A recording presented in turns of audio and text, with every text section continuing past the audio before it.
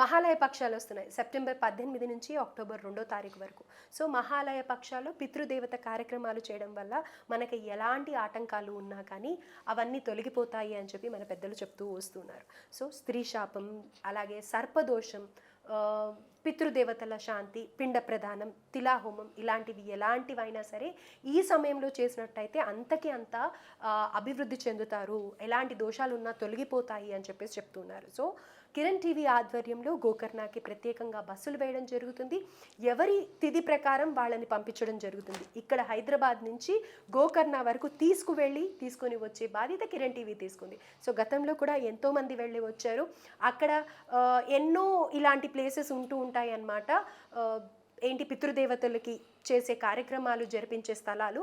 కానీ అన్నిటికంటే కూడా ప్రత్యేకంగా మనం సెలెక్ట్ చేసుకున్న స్థలంలో వాళ్ళు గురువులు ఎవరైతే ఉన్నారో వాళ్ళ తరతరాల నుంచి కూడా ఇది పద్ధతి ప్రకారం, వైదిక శాస్త్ర ప్రకారం ఎలా చేయాలి అనే దాంట్లో వాళ్ళు కరెక్ట్గా చేయించి పంపించడం జరుగుతుంది. ఎంతోమంది అభివృద్ధి చెందారు, వాటి ఫలితాలని చూశారు. కాబట్టి ఇప్పుడు గోకర్ణలో ఆ క్షేత్రం ఎలా ఉంటుంది, అక్కడ ఎలాంటి పూజ జరుగుతుంది అనేది కూడా ఆ వీడియో కూడా ఒకటి పబ్లిష్ చేయడం జరిగింది. ఆ వీడియోలో కూడా చూడొచ్చు.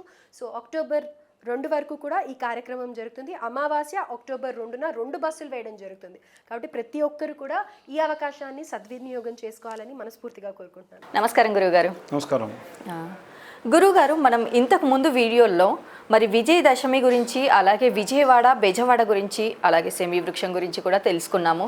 మరి పురాణాల ప్రకారం చూసుకున్నట్టయితే కనుక నవదుర్గలు అని పిలుస్తూ ఉంటారు. మరి నవదుర్గల్ని ఎలా పూజించాలి, అసలు ఎలా వచ్చారు, ఈ కథ వృత్తాంతం ఏంటి ఒక్కసారి తెలియచేయండి. శ్రీమాత్రే నమః, శ్రీ గురుభ్యో నమః. మనకు అగ్ని పురాణము, మార్కండేయ పురాణము, దేవీ భాగవతము, వీటన్నిటి నుంచి కూడా శివపురాణము, వీటన్నిటి నుంచి కూడా మనకు నవదుర్గలు అని తెలుస్తూ ఉన్నాయి. మనం ఇప్పటి వరకు చెప్పుకున్నటువంటి అవతారాలు బాలా త్రిపుర సుందరి కానివ్వండి, మహిషాసురమర్దిని అవతారం వరకు అన్ని అవతారాలు చెప్పుకున్నాం. నవదుర్గల విషయానికి వస్తే మనకి మొట్టమొదటి అవతారము శైలపుత్రి అవతారము అంటారండి.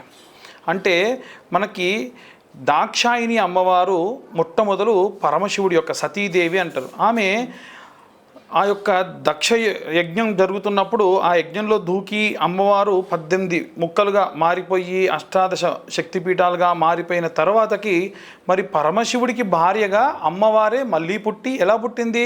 శైలపుత్రి అంటే పర్వతం యొక్క కుమార్తె, పర్వతరాజపుత్రి అని అమ్మవారి కళ్యాణంలో కూడా చదువుతూ ఉంటాం. కాబట్టి ఇక్కడ పర్వతరాజపుత్రిగా అమ్మవారు జన్మించి ఆమెనే శైలపుత్రి అన్న పేరు దాల్చి పరమశివుడి కోసము తపస్సు చేయాలి. ఇప్పుడు తపస్సు చెయ్యాలి అని అంటే ఎలా చేయాలి అంటే ఆమె విద్యార్హత పొందాలి, విద్యార్థిగా మారాలి. అలా అమ్మవారు పరమశివుడికై తపస్సు చేసింది. ఇక శివపురాణంలో ఎంత వృత్తాంతం ఎంత విపులంగా ఉంటుందంటే స్వామివారి ఎక్కడొస్తున్నారు అని అడుగుతా అని పార్వతీదేవి యొక్క తల్లిగారు అడుగుతూ ఉంటుంది. వచ్చినటువంటి విష్ణుమూర్తిని చూపించి ఈయన అని అడుగుతుంది. అబ్బో ఇంత అందంగా ఇంత ఆచారభావం ఈయన కాదు అని చెప్పేసి పక్కన నారదుడు చెప్తూ ఉంటాడు. ఆ తర్వాత బ్రహ్మదేవుడు ఇన్ని తలకాయలు ఉన్నాయి ఈయన అంటే అయ్యో ఈయన పెళ్లి చేయించేది ఈయనే అమ్మ అని చెప్తారు. ఆ తర్వాతకి ఇంకెవరో వస్తూ ఉంటారు.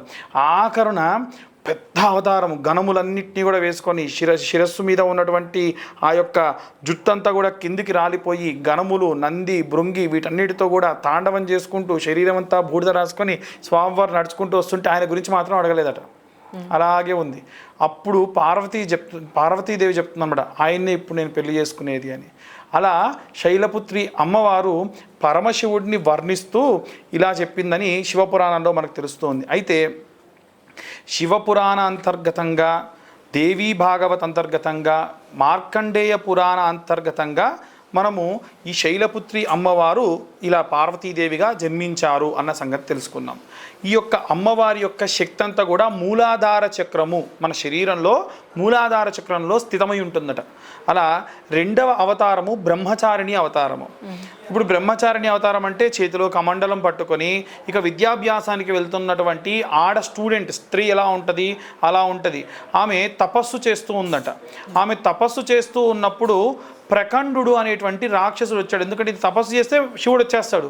మళ్ళీ శక్తి శివుడు కలిస్తే ఇక రాక్షసుల యొక్క అన్నీ ఏమి కూడా జరగవు. కాబట్టి ప్రకండుడు అనేటువంటి రాక్షసుడు వస్తే మరి తపస్సులో కూర్చున్న అమ్మవారా వెళ్ళి సంహరణ చేయలేదు. అప్పుడు లక్ష్మీదేవి సరస్వతీదేవి సపోర్టుకు వచ్చారనమాట. నీ తపస్సు నువ్వు చేయి తల్లి, అతని గురించి మేము చూసుకుంటామని అలా సరస్వతీదేవి లక్ష్మీదేవి కలిసి ఆ ప్రకండాసురుడిని సంహరించారు. ఇది మనం దేవీ భాగవతంలో, శివపురాణంలో, మార్కండేయ పురాణంలో, అలాగే ఈ యొక్క అంతర్గతంగా ఈ అన్ని భాగవత శివపురాణ అంతర్గతంగా కూడా మనం తెలుసుకుంటూ ఉన్నాం. ఇక 3వ అవతారము చంద్రఘంట అవతారం. అయితే మనకు బ్రహ్మచారిణి అవతారము స్వాదిష్టాన చక్రంలో అమ్మవారు స్థితమై ఉంటుందన్నమాట. అలా చంద్రఘంట అమ్మవారి అవతారం 3వ అవతారం. ఈ యొక్క అవతారంలో అమ్మవారు ఎలా ఉంటారంటే శివుడు యొక్క రూపము, శివుడి యొక్క ఆభరణములు, శివుడి యొక్క చేతులు, ఆయన అవతారం దాల్చి నిలబడితే ఎలా ఉంటుందో అమ్మవారు అలా ఉంటారంట. అమ్మవారికి 3 కళ్ళు ఉంటాయి, అమ్మవారికి కూడా త్రిశూలం ఉంటుంది, అమ్మవారికి శిరస్సు పైన చంద్రుడు ఉంటాడు, కాకపోతే చంద్రుడు రివర్స్లో ఉంటాడు, గంట ఆకారంలో ఉంటాడు. అందుకని అమ్మవారిని చంద్రఘంటాదేవి అర్ధనారీశ్వర స్వరూపంలో అమ్మవారు ఎలా కనిపిస్తారో దానికంటే విభిన్నంగా కనిపిస్తారు అన్నమాట ఈ యొక్క అవతారంలో. కాబట్టి చంద్రఘంటాదేవి కొంచెం ఎక్కువ భుజములతో కనిపిస్తూ ఉంటారు. మనకు 10 భుజములతోని అలా అన్ని రకాలైనటువంటి త్రిశూలము, పాశము, శంఖము, గద, అందుకే శంఖం చక్రమదార విందయుగలం హస్తైర్వహంతీం భజే అని చెప్పి అమ్మవారి శ్లోకమును కూడా మనం చదువుతూ ఉంటాము. అలా చంద్రఘంటాదేవి అమ్మవారి యొక్క చక్రము మణిపూర చక్రము అని అంటారు. అక్కడ అమ్మవారి యొక్క శక్తి అంతా కూడా స్థితమై ఉంటుందట. ఆ తర్వాత అవతారము కూష్మాండాదేవి అవతారము. ఈ యొక్క కూష్మాండాదేవి అవతారము మనిషి యొక్క ఎన్నో రకాలైనటువంటి నరదృష్టి పీడితంగా వచ్చినటువంటి అన్నిటిని కూడా తీసేస్తారు. అమ్మవారి శ్లోకం కూడా ఎలా ఉంటుందంటే సురా సంపూర్ణ కలశం రుదిరాప్లుతమేవ చ దదీనామస్త పద్మాభ్యాం కూష్మాండామృతమాస్తుభే అన్నటువంటి మంత్రాన్ని చదువుతూ ఉంటారు. ఈ యొక్క అమ్మవారి యొక్క శక్తి అంతా కూడా అనాహత చక్రంలో ఉంటుందట. అలా ఈ యొక్క అవతారం తర్వాతి అవతారము స్కందమాత అవతారం. ఇక్కడ చూడండి, మొదటి అవతారంలో అమ్మవారు జన్మించారు, 2వ అవతారంలో విద్యాభ్యాసం చేసి పరమశివుడిని వివాహం చేసుకున్నారు, 3వ అవతారంలో అమ్మవారు గృహప్రవేశం చేసి శివుడు ఎలా అయితే ఉంటాడో అలా అమ్మవారు కూడా ఆ యొక్క కైలాసంలో స్థితమై ఉన్నారు. ఇక నెక్స్ట్ అవతారం వచ్చేసి మనకు స్కందమాత అవతారం. ఈ స్కందమాత అవతారం ఎలా ఉంటుందంటే స్కందుడు అంటే సుబ్రహ్మణ్యేశ్వర స్వామిని ఒళ్ళో కూర్చోబెట్టుకొని ఈ యొక్క 6 తలలు వేసుకొని ఉన్న స్వామివారికి ఆ రాక్షస సంహారం కోసం వెళ్తున్నటువంటి వాడికి అమ్మవారి శక్తులు ఇవ్వాలి కదా. మరి పిల్లవాడు, అయ్యా నువ్వు ఆవేశపడకు, నువ్వు అసలే కుమారుడివి, కుమారస్వామి అని పిలుస్తూ ఉంటారు. కుమారస్వామి ఎందుకు పిలుస్తారు? ఆ బాబు పుట్టగానే పాలివ్వాలి. అసలు పుట్టింది ఎక్కడ? పార్వతీదేవికి పుట్టాల్సిన వాడిని తీసుకొని వెళ్ళి ఆ శక్తిని పంచభూతాలకి ఇచ్చి ఆఖరణ భూమి మీద వదిలేస్తే గంగాదేవితో సహా భూమిని చీల్చుకుంటూ పుట్టాడు. కాబట్టి ఏ దేవి నాకు పుట్టాల్సినటువంటి పిల్లవాడిని ఇంకా ఎక్కడో పుట్టేటట్టు చేశారు. కాబట్టి ఏ దేవీ దేవతకి కూడా పిల్లలు పుట్టకుండా ఉండగాక అని శపించిందట అమ్మవారు. ఆయన పుట్టడంతోనే శరవణ తటాకంలో పుట్టాడు కాబట్టి శరవణ అని.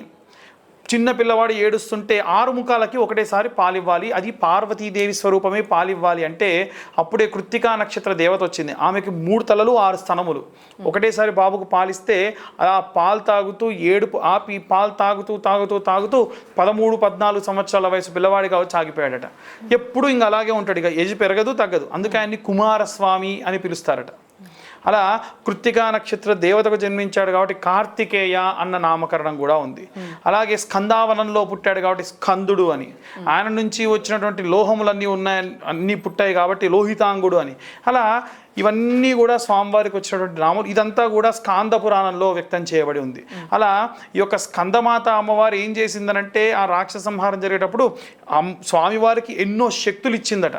కాబట్టి మనం ఏమైనా కోల్పోయి, వ్యాపారం కోల్పోయి, డబ్బు కోల్పోయి తిరిగి మళ్ళీ వాటిని పొందాలి అనుకున్నప్పుడు స్కందమాత అమ్మవారి అవతారానికి విశేషంగా పూజాది క్రతువులు ఆరంభించాలట. ఆ తర్వాతి అవతారము కాత్యాయని దేవి యొక్క అవతారం.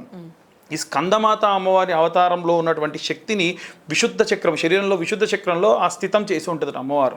కాబట్టి మెడిటేషన్ చేసేవారికి ఇప్పుడు నేను చెప్పేటువంటి ఈ ఆజ్ఞా చక్రం దగ్గర నుంచి అన్నీ కూడా అర్థమవుతూ ఉంటాయి. ఆ తర్వాతకి కాత్యాయని దేవి యొక్క అమ్మవారి యొక్క అవతారం. అయితే కాత్యాయని దేవి అమ్మవారి అవతారంలో ఉన్నటువంటి శక్తిని ఆజ్ఞాచక్రంలో స్థితం చేసి ఉన్నారు. అమ్మవారు నలుపుగా ఉంటుంది కదా. ఇప్పుడు శివుడి భార్య ఎలా ఉంటుంది అంటే నల్లగా ఉంటుంది, విష్ణువు భార్య ఎలా ఉంటుంది అంటే తెల్లగా ఉంటుంది. శివుడు ఎలా ఉంటాడు? తెల్లగా ఉంటాడు. విష్ణువు భార్య తెల్లగా ఉంటుంది. అంటే ఈశ్వరో ఐశ్వర్యకారక. శివుడికి భార్య కావాలంటే విష్ణువు రావాలి, విష్ణువుకు భార్య రావాలంటే శివుడే రావాలి. కాబట్టి వాళ్ళిద్దరు వేరు కాదు. శివాయ విష్ణు రూపాయ, విష్ణు రూపాయ శివయే, శివోశ్చ హృదయం విష్ణు, విష్ణోశ్చ హృదయం శివం అంటారు. కాబట్టి ఇప్పుడు అమ్మవారు నల్లగా ఉంది, బ్రహ్మదేవుడు ఊరికే కాళీ కాళీ కాళీ అని పిలిచేవాడు. అమ్మవారి కోపం వచ్చిందనమాట. నేను కాళీ కాళీ అంటాడేమిటి, నా రంగు మార్చనంటే అది ఎలా కుదురుతుంది? శుంభుడు నిశుంభుడు అనేటువంటి రాక్షసులు వస్తున్నారు, వారిని సంహరించాలంటే నువ్వు కాళీ రూపంలోనే ఉండాలి, నలుపుగానే ఉండాలి. వాటితో పాటు ఎంతోమంది రక్తబీజులని, చండముండాసురులని, రకరకాల రాక్షసులు వస్తున్నారు, అలా కుదరదు అంటే అమ్మవారు తపస్సు చేసి హిమాలయాల్లో ఉన్నటువంటి ఆ యొక్క గంగా స్నానం ఆచరించిన వెంటనే తెల్లగా మారిపోయింది. అలా తెల్లగా మారిపోయినటువంటి అమ్మవారు మళ్ళీ బయటికి రాగానే ఇక శుంభ నిశుంభులు, అలాగే ఉన్నటువంటి చండముండాసురులు, అలాగే రక్తబీజుడు అనేటువంటి ఎందరో రాక్షసులు వచ్చారు. మరి ఇప్పుడు అమ్మవారి దగ్గర ఉన్నటువంటి ప్రత్యేక శక్తుల నుండి కౌశిక దుర్గ, అలాగే చాముండి, అలాగే కాళిక, చండి, ఈ అమ్మవార్లందరూ వచ్చారట. వచ్చి ఇదంతా కూడా మనకు భాగవతం 10వ స్కందంలో 22వ అధ్యాయంలో ఉంది. అలా దేవీ భాగవతోక్తంగా చెప్తున్నాను అనేది. అయితే ఇలా వచ్చినటువంటి రాక్షసుల్ని సంహరణ చేయడం ప్రారంభించింది. అలా రక్తబీజుని మాత్రం సంహరించినప్పుడు ఏమైందనంటే తన యొక్క ప్రతి ఒక్క రక్తపు బొట్టు నుంచి కూడా మళ్ళీ ఇంకొక రక్తబీజుడు పుట్టుకొస్తున్నాడు. అమ్మవారు సంహరణ చేస్తుంది చేస్తుంది చేస్తుంది చేస్తుంది పుడుతూ ఉన్నాడు. ఇక అమ్మవారు ఏం చెప్పిందంటే నేను కాళీ అవతారం ఎత్తుతా, ఆ రక్తబీజుడి యొక్క రక్తం పడకుండా తనని నా నాలుకను పెద్దగా చాపి దానిపైన అతను రాగానే నేను సంహరణ చేస్తా, అతని నుంచి ఉద్భవించినటువంటి ఇతర రాక్షసులందరినీ మీరు సంహరించండి అని చెప్పి కౌశిక దుర్గా, చండి, చాముండి ఈ అమ్మవార్లందరినీ కూడా పంపించి ఆ యొక్క రక్తబీజుడిని అలా తీసేసుకొని లోపల తీసేసుకుంది సంహరణ చేసి. ఇప్పుడు రక్తబీజుడు విపరీతమైనటువంటి రాక్షసగణ ప్రవృత్తి కలవాడనమాట. అది అమ్మవారు లోపలికి వెళ్ళేసరికి అమ్మవారు భరించలేకపోయింది. అమ్మవారు మొత్తం ఊగుతూ బ్రహ్మాండం అంతటినీ కూడా భుజిస్తుందేమో అన్న విధంగా ఈ యొక్క మనకు మహాకాళేశ్వరము అని ఉంటుంది కదా, మహాకాళేశ్వరం. అక్కడ మహాకాళేశ్వరుడు ఎంత ప్రతీతితో కాళీమాత కూడా అంతా ప్రతీతి. కాళీ, ఈ మహాకాళీ, కాళీ అంటే ఏంటంటే లయం చేసేటువంటి వారు అనమాట. ప్రతి ఒక్కళ్ళం పోయే వాళ్ళమే, మరి ఎందుకండి వాళ్ళకు పూజ చేస్తారు, వాళ్ళు చంపేసేవారు కదా అంటే మనం చనిపోవాలి ఎప్పటికైనా. ఎలా పోవాలి అని అంటే చాగంటి గారు చెప్తారు ఎన్నోసార్లు, ఆ యొక్క సొరకాయ పైన ఉన్న తొడిమ ఇలా తీస్తే చిటుక్కున ఎలా అయితే ఊడిపోతుందో మనిషి ప్రాణం కూడా అలా పోవడానికి ఈశ్వరుడిని కాళీని కొలవాలి అంటారు. కాబట్టి అమ్మవారు అలా వస్తుంటే దేవాది దేవతలందరూ శివుడి దగ్గరికి వెళ్ళారు. ఏంటయ్యా కాపాడమని చెప్తే ఆమె మింగడం ప్రారంభించింది, ఇక బ్రహ్మాండం అంతా కూడా మింగేస్తుందేమో అంటే అప్పుడు శివుడు వెళ్ళి ఆమె ఎక్కడ నడుచుకుంటూ వస్తుందో అక్కడ పడుకుండిపోయాడట. అప్పుడు ఆయనని కాలు వేసి ఇలా తొక్కగానే అమ్మవారు గుర్తొచ్చింది, ఓహో ఇక్కడ ఉంది మా భర్త అని శాంత రూపానికి వచ్చింది. అలా జరిగినటువంటి ప్రదేశమే మహాకాళేశ్వరం. కాబట్టి ఇలా అమ్మవారు రక్తబీజుడిని కాత్యాయని ఒక అవతారంలో రక్తబీజుడిని, అలాగే చండముండాసురులను, అలాగే శుంభ నిశుంభులను అందరినీ కూడా సంహరణ చేసింది. అలా ఈ యొక్క అవతారం కాలరాత్రి అవతారం. ఆ తర్వాతకి కాలరాత్రి అవతారం కూడా విశేషమైన అవతారం. ఈ యొక్క అవతారానికి సంబంధించినటువంటి చక్రం సహస్రార చక్రంలో ఉంటుంది. ఈ అవతారంలో విశేషత ఏమిటంటే మనకు మహాభారతంలో అశ్వత్థామ తన యొక్క తండ్రి ద్రోణాచార్యుడిని చంపేసిన తర్వాతకి బాధతోని పాండవుల యొక్క కుమారులైన ఉప పాండవులు 5 పిల్లలు పడుకొని ఉంటే అసుర సంధ్యా సమయంలో సూర్యుడు అస్తమించిన తర్వాతకి అధర్మం చేయకుండా ఉండాలని తెలిసి ఒక గురుపుత్రుడు అయ్యుండి వెళ్ళి ఆ పిల్లలందరి కుత్తుగా తెంపితే మహామాయ రూపంలో మొట్టమొదలు శివుడితో పాటు పుట్టినటువంటి అమ్మవారు అక్కడ కాలరాత్రి అమ్మవారిగా వచ్చి అలా కళ్ళు తెరిచి చూస్తూ ఏమీ చేయలేక నిశ్చేష్టాలైపోయిందనమాట. అలాంటి అవతారమే కాలరాత్రి అవతారం. కాబట్టి ఎవరైనా పుణ్యాత్ముడు, ఎవరైనా ధార్మికుడు, ఎవరైనా పరమ భాగవోత్తముడు ఎవరైనా సరే గతించినప్పుడు కాలరాత్రి అమ్మవారు అంటే నిషిద్ధమైనటువంటి రాత్రిగా అమ్మవారు ఉద్భవించి అతనిని ఈ కాలములో కలిపేసుకుంటుంది అని చెప్పేటువంటి అవతారమే ఈ యొక్క కాలరాత్రి అవతారం. ఆ తర్వాతి అవతారమే మహాగౌరి అవతారం. ఈ మహాగౌరి అవతారము అత్యంత మంగళకరమైనటువంటి అవతారంగా మనం కొలుస్తూ ఉంటాం. మనకు మంగళ గౌరి, మాంగళ్య గౌరి, కౌతుక గౌరి, అలాగే మండప గౌరి, ప్రధాన గౌరి, ఇవన్నీ గౌరీ స్వరూపాలే కదా. ఈ గౌరీ స్వరూపంలో నుంచే బ్రహ్మ, విష్ణు, మహేశ్వరుడు, అలాగే గౌరీ దేవత, గణపతి వీరందరూ కూడా ఉంటారు. ఇలా వీరందరితో పాటు చేసేటువంటి క్రతువులన్నిట్లో కూడా మనం పసుపుతో గౌరవం చేస్తాం. మంగళకరమైనటువంటి రూపము కాబట్టే మంగళ గౌరి అని మనం కొలుస్తూ ఉంటాం. ఈ తర్వాతి అవతారమే సిద్ధిదాత్రి అవతారం. మనందరికీ కూడా సిద్ధులు ఇచ్చేటువంటి అమ్మవారు. ఆంజనేయ స్వామికి 8 సిద్ధులు వచ్చు. ఏంటివా సిద్ధులు? 8 సిద్ధులు ఏంటంటే అత్యంత బరువైనటువంటి వ్యక్తిగా, అత్యంత తేలికైన వ్యక్తిగా, అత్యంత పెద్దదైన వ్యక్తిగా, అత్యంత చిన్నదైనటువంటి వ్యక్తిగా, అలాగే అన్ని రకాలైనటువంటి కోరికల్ని తీర్చుకునేటువంటి సిద్ధిగా, పంచభూతాలని ఆధీనంలోకి తీసుకునేటువంటి సిద్ధిగా, టెలిపోర్టేషన్ అంటారు కదా, ఒక చోటు నుంచి మాయమై ఇంకో చోట ప్రత్యక్షం అయ్యేటువంటి శక్తిగా, ఇలా 8 రకాలైనటువంటి సిద్ధుల్ని అమ్మవారే సృష్టించారు. ఎందుకంటే ఖాళీగా వచ్చినటువంటి సమయంలో బ్రహ్మాండంలో కొన్నిటిని తీసుకుంది కదా, మళ్ళీ వాటిని సిద్ధిదాత్రి రూపంలో అమ్మవారు తయారు చేసి పంపించింది. ఇక్కడ మనకి ఈ 9 అవతారాలకు సంబంధించిన విషయానికి వస్తే, మొదటి 3 అవతారాల్లో ఒక స్త్రీ చదువుకొని ఒక విద్యాభ్యాసానికి వెళ్ళి ఎలా ఉంటుంది అని, తర్వాతకి 3 అవతారాలు పిల్లవాడిని కని తన యొక్క కుటుంబ బాధ్యతలు ఎలా నెరవేరుస్తుంది అని, ఆఖరి 3 అవతారాలు యుద్ధభూమికి వెళ్ళేటువంటి సమయం ఆసన్నమైతే స్త్రీ ఎక్కడ తక్కువ కాదు, యుద్ధానికి ఖచ్చితంగా వెళ్తుందని చూపించే విధంగా ఈ యొక్క దేవీ భాగవతంలో ఈ 9 అవతారాలని కూడా స్త్రీమూర్తి ఎక్కడా తక్కువ కాదు, అన్నిట్లో ఎక్కువ, అన్నిట్లో సమానం. ఇంకా చెప్పాలంటే స్త్రీ నుంచి సృష్టి అంతా వచ్చింది అని చెప్పేదానికి గాను మన ఈ 9 అవతారాలు కూడా ఉంటాయి. దీంట్లో ప్రత్యేకంగా చెప్పాల్సిన విషయం ఏంటంటే, పరమశివుడు సైతం అమ్మవారి దగ్గరికి ఆది భిక్షువుగా వెళ్ళాడట. ఆమె అన్నపూర్ణాదేవిగా ఉన్నప్పుడు. అందుకే పాటల్లో కూడా ఉంటుంది, ఆది భిక్షువు వాడిని ఏది అడిగేది అని. అలా అమ్మవారికి సంబంధించినటువంటి నవదుర్గలుగా ఉన్నటువంటి అవతారాలు ఈ యొక్క దేవీ భాగవతము, శివపురాణము, స్కాంద పురాణము, మార్కండేయ పురాణము, వీటన్నిటి ప్రకారంగా మనం ఈరోజు ఈ విషయాలన్నీ కూడా తెలుసుకున్నాము. అలాగే గురువుగారు, ఈ నవరాత్రుల్లో మరి దేవి నవరాత్రుల్లో చండీ హోమాన్ని కూడా జరిపిస్తున్నారు అనేసి విన్నాము. మరి ఎక్కడ జరుగుతుంది, ఎలా జరుగుతుంది, అసలు ఎలా పాల్గొనాలి ఒకసారి తెలియచేయండి. శ్రీమాత్రే నమః. ఈ యొక్క దేవీ నవరాత్రుల్లో అక్టోబర్ 8వ తారీఖు నాడు మారుతినగర్ లేదా ఈ పరిసర ప్రాంతాల్లోనే దేవాలయం ఏమిటనేటువంటిది మళ్ళీ మేము అనౌన్స్మెంట్ చేయడం జరుగుతుంది. అక్టోబర్ 8వ తారీఖు నాడు చండీ హోమము చేయడం జరుగుతుంది. ఈ మహాచండీ యాగానికి సంబంధించి ఎవరెవరు పాల్గొనవచ్చును అంటే, ఎవరైనా విద్యార్థులు కానీ, ఉద్యోగం సంబంధించి ఇబ్బంది పడుతున్నవారు కానీ, వివాహానికి సంబంధించి ఇబ్బంది పడుతున్నవారు కానీ, భార్యాభర్తల మధ్యన సౌఖ్యత లేకుండా ఉన్నవారు కానీ, ఆరోగ్య సమస్యలు ఉన్నవారు కానీ, ఏవైనా సరే భూమిని నమ్ముకొని చేసేటువంటి పనులలో ఉన్నవారు కానీ, ఎవరైనా సరే డబ్బులు రాకుండా ఇబ్బంది పడుతున్నవారు కానీ, ఏవైనా సరే అప్పులతో బాధపడుతున్న వారందరూ కూడా ఈ యొక్క చండీ హోమంలో పాల్గొనవచ్చు. అయితే సాధారణంగా చండీ హోమం అంటే మనకు 35 నుండి 50 వేల దాకా ఖర్చు వస్తుంది. కానీ మేము ఈ యొక్క కిరణ్ టీవీ వారి ఆధ్వర్యంలో, అలాగే ఇంకొంతమంది ఆధ్వర్యంలో విశేషంగా ఏమనుకున్నాము అనంటే, కేవలం ఇప్పుడు నేను చెప్పినటువంటి దాంట్లో 15 నుంచి 20% లోపే అయ్యేటట్టుగా ప్రతి ఒక్క జంట కూర్చున్న తర్వాతకి ఆ యొక్క హోమగుండం దగ్గర 2 బ్రాహ్మణోత్తములను ఏర్పాటు చేసేట్టుగా, అలాగే ఎవరి సామాగ్రి వారికి సమర్పించేట్టుగా, ఇందులోనే అన్నీ కూడా కవర్ అయ్యేట్టుగా మేము ఈ యొక్క చండీ హోమాన్ని అనుకుంటున్నాం. ఎవరైనా ఈ యొక్క హోమంలో పాల్గొనదలిస్తే కింద కనిపించేటువంటి నెంబర్కి కాల్ చేయండి. మీ యొక్క గోత్రమును, పేరుని నమోదు చేసుకోండి. ఆ తర్వాతకి ఈ యొక్క స్థలం ఎక్కడ, మీరు ఎన్ని గంటలకు రావాలి, ఏమిటి అన్నీ కూడా మేము మీకు విపులంగా చెప్పడం జరుగుతుంది.